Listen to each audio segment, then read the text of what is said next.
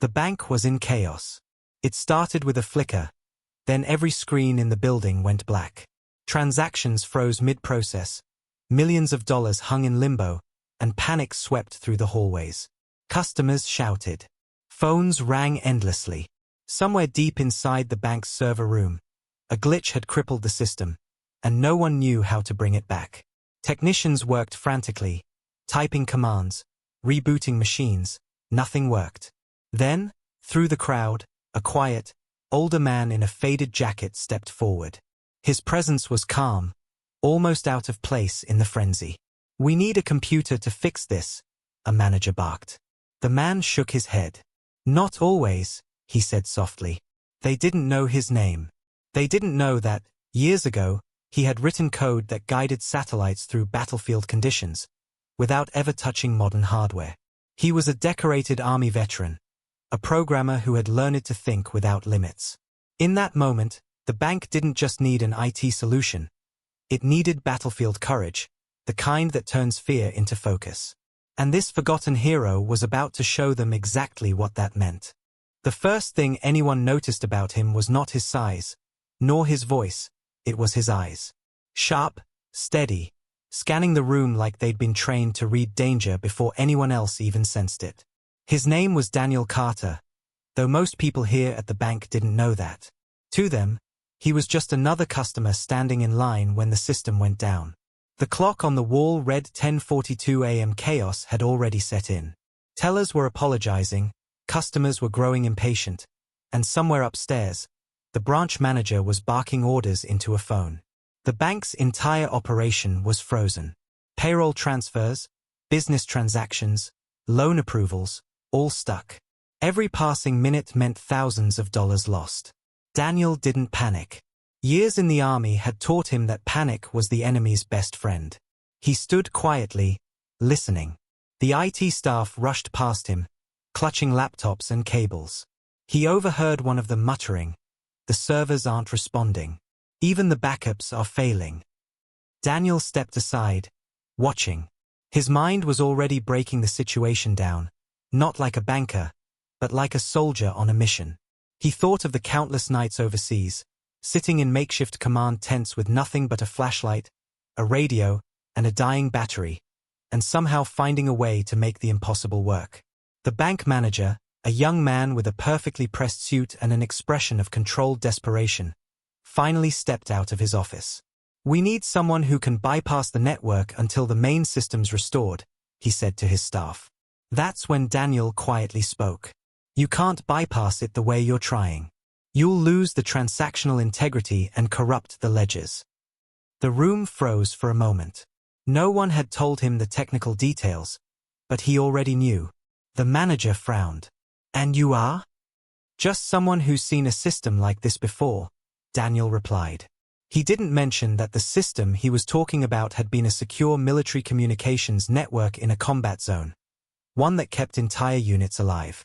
An IT technician looked at him skeptically. "We don't have time for guesses, sir. This isn't the movies. We need actual programming tools." Daniel smiled faintly. "I don't need a computer. Give me access to your server room." The room went quiet again. The request sounded absurd, and yet, there was something in his voice that wasn't asking. It was commanding, without being loud. The manager hesitated, then nodded. "All right, follow me." As they walked toward the locked server room, Daniel's mind was already mapping out a strategy. This wasn't just about fixing code. This was about trust, the kind that soldiers build in the field when lives are on the line. And though no one in the bank knew it yet, they were about to witness the kind of problem-solving that only comes from battlefield courage, the kind of thinking that turns an ordinary man into an unsung hero. The heavy metal door to the server room opened with a hiss. Inside, it was a narrow, dimly lit space lined with tall racks of humming machines. The air was cool and dry, the constant whir of fans filling the silence. The bank's head technician followed Daniel in, arms crossed, clearly unconvinced. "You can't do much without a terminal. Everything's down. Even the admin console's dead." Daniel didn't argue. He slowly walked between the racks, eyes scanning the blinking lights like a commander surveying a battlefield. "Your main problem isn't here," he said, pointing to the servers. "It's the communication protocol. Your core system is trying to handshake with a backup that's already been flagged as unstable. It's locking itself out." The technician blinked. "That is exactly what's happening. How do you?" "Because I've seen it before," Daniel interrupted gently. He remembered a dusty forward operating base in Afghanistan, where their encrypted SATCOM link had gone down mid-operation.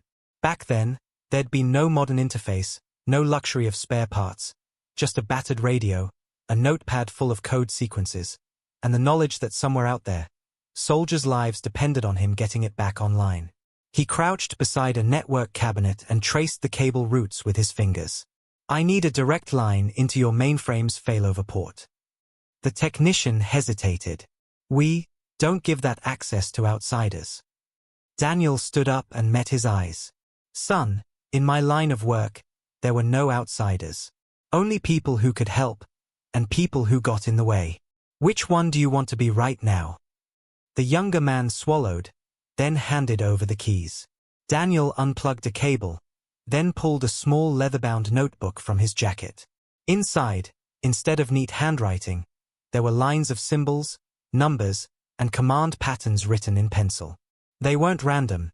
They were code structures he had memorized over decades, adapted for situations where modern tools failed. With only a standard maintenance keypad attached to the failover port, Daniel began entering sequences manually. No screens. No code editor. Just raw commands typed from muscle memory. The technician watched, still skeptical, but slowly his doubt began to fade. This wasn't guesswork. This was precision. Every keystroke had a purpose. As Daniel worked, sweat formed on his brow, not from the heat, but from the strain of doing this blind. His mind replayed the countless nights in war zones, when every command had to be right the first time. One wrong sequence could expose an entire unit's location, or wipe out a mission. Minutes turned into what felt like hours. Then, with a final command, the server's hum deepened. Lights shifted from red to green, one after another, like dominoes falling in the right direction. The technician's eyes widened. You've reinitialized the entire protocol without booting the OS." Daniel simply nodded. "Now your backups will respond. But you'll need to bring the rest of the network online in a specific order, or it'll fail again." He rattled off the sequence, as if reading it from an invisible screen in his mind. The technician scribbled it down. Outside the server room, the bank was still in chaos. But soon, they would hear the first signs of life returning, all because a forgotten hero refused to let the system stay down. The first sign was faint. A single terminal screen flickered back to life in the customer service area. A low ripple of hope moved through the bank. Then another workstation came online, and another. The endless ringing of unanswered phones slowed as staff rushed to pick them up. In the server room, the technician followed Daniel's instructions exactly, bringing each node online in the order he had memorized. It was like watching a conductor guide an orchestra. Every command, every pause, every confirmation had purpose. By the time the last green light lit up, the entire bank system was breathing again. Transactions queued for hours began processing in perfect order. No data lost. No corruption.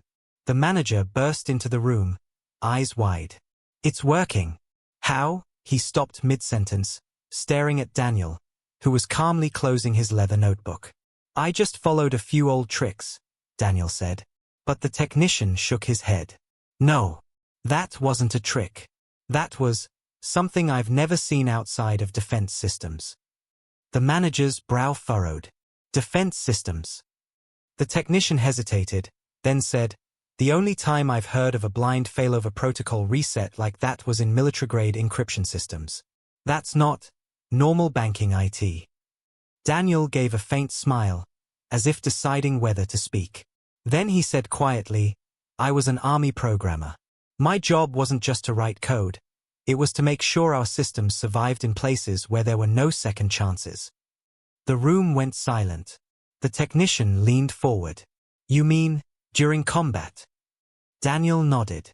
There was a time when we were running a field operation, and the enemy managed to jam our main comms. We had one broken satellite uplink left, half a mile of cable through hostile ground, and a unit cut off from support. The only way to reach them was to rebuild the entire communication protocol by hand, in the middle of incoming fire.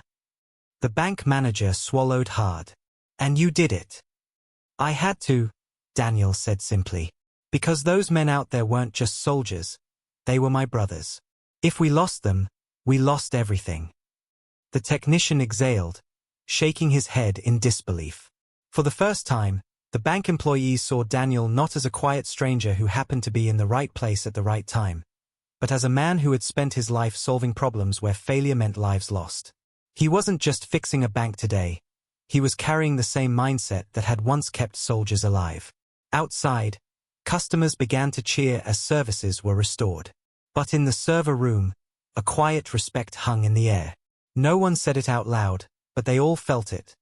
They were standing in the presence of one of those real war heroes, the kind who never asked for recognition, the kind who carried his courage long after the battlefield. The bank was alive again. The once tense lobby now hummed with relieved voices, printers spitting out receipts, and tellers smiling for the first time in hours. But Daniel didn't linger to soak it in. He preferred it that way. He walked toward the front doors quietly, unnoticed at first. No applause, no spotlight, just a steady gait of a man who'd done his part and was ready to fade into the background. But as he reached for the door, the bank manager called out, "Mr. Carter." Daniel turned, and for the first time, the entire staff was looking at him. The manager stepped forward, holding something in his hand, a small, embossed envelope from the bank's customer appreciation desk. "This isn't much, but it's a token of gratitude." Daniel shook his head. "Keep it. Use it for your staff. I've been paid in ways that don't fit in an envelope." The technician spoke up, voice softer now. "Sir, thank you. Not just for today, but for whatever you've done before. We may never fully understand it, but we're grateful." Daniel gave a faint smile. "You don't need to understand. Just take care of your people. That's all that matters." And then, without another word, he stepped outside into the cool afternoon air. The glass doors closed behind him, and the reflection of the bustling bank faded from view. Inside, the staff exchanged glances, the kind of look people share when they realize they've just met someone extraordinary.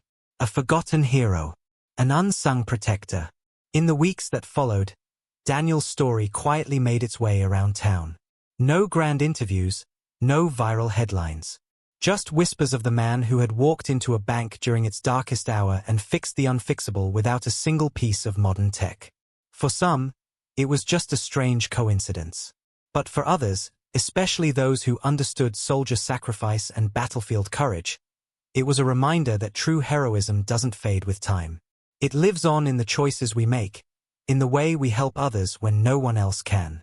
And somewhere, perhaps in another ordinary place on another ordinary day, Daniel Carter would be ready again, not for glory, but simply because that's what real war heroes do. If this story moved you, share it, because the world needs to remember its forgotten heroes.